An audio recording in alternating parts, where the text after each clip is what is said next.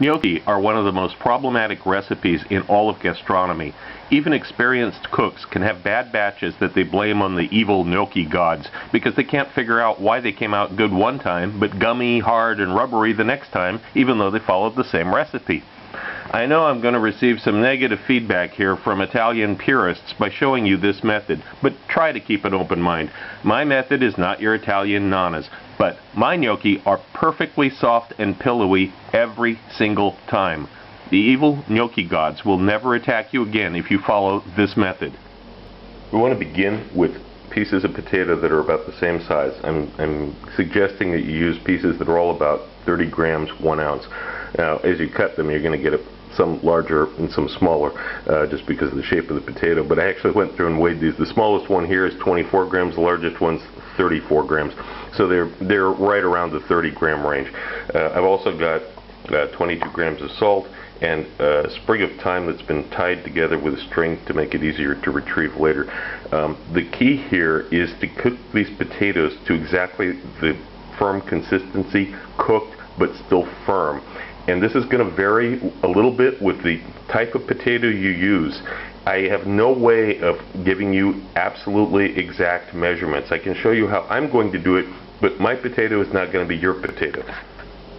I have a pot here of water, 1.5 liters of water.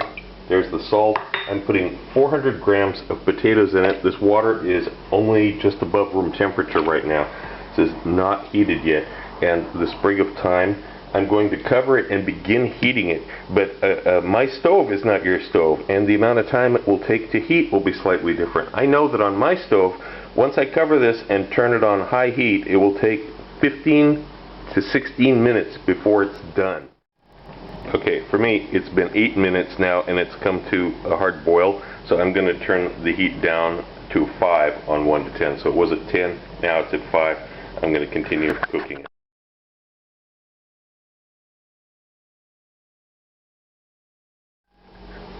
Okay, I've removed the potatoes that are cooked and hot right now. I'm going to leave these to stand and cool for a couple of hours. Don't do anything else with them.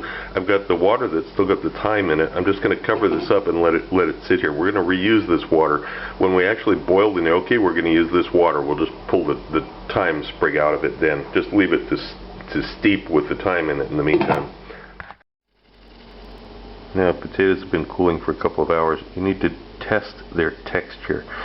They should break apart, but they should have some firm resistance. If they're all mushy and just crumbling, that won't work. They've got to, when you feel them, they've got to have some resistance. They've got to be cooked, but they've got to be not mushy.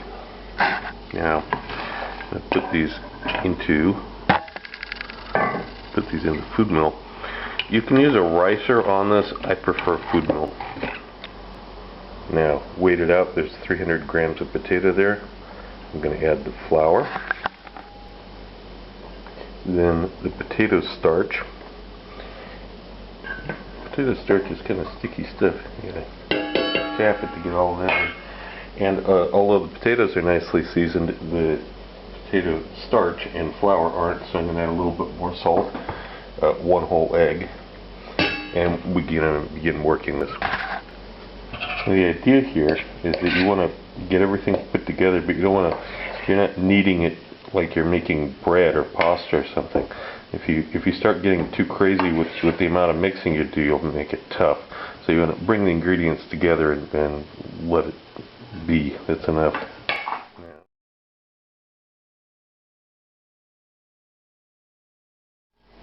In getting ready to cook the gnocchi, I'm going to strain off. Remove the thyme, strain off any loose bits so we don't have green flecks of watery thyme mixed into it, and then add another ½ liter of water to that.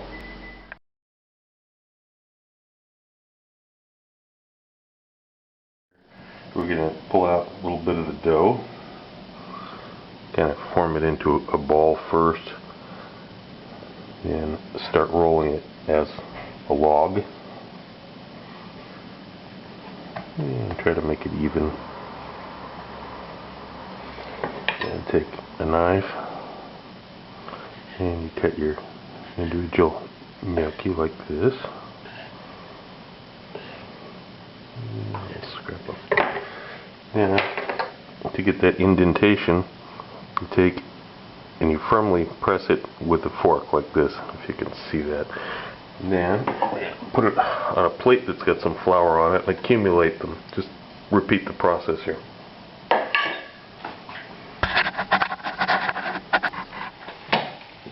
And once you have a few of them done, you can start cooking them off.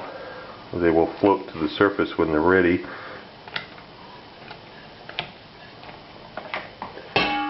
We're going to let them cook for about maybe 15-20 seconds after they float to the surface. That just makes sure that they're ready. And then we'll transfer them into another bowl here. And here we are, a minute or so later. They floated to the top. Now we put them into a bowl here. I'm going to put a little bit of olive oil on this and toss them. This will keep them from sticking together, and then they can be cooled down and stored like this until we're ready to. And we end up with a bowl full of these gnocchi that have been glistening with oil now. I'm going to let them cool off a little bit, and I'm actually going to store them in the refrigerator.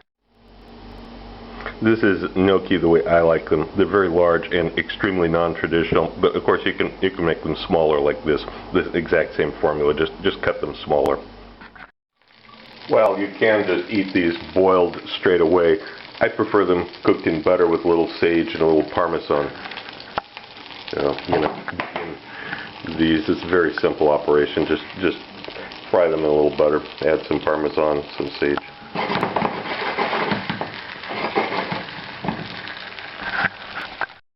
Start seeing some brown color in here. You're going to add the sage.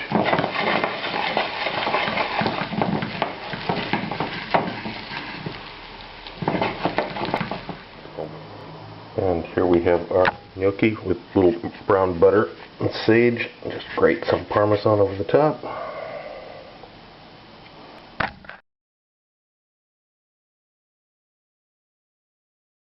Also look for my cocktail book, Cocktails of the South Pacific and Beyond, Advanced Mixology, available through Amazon online.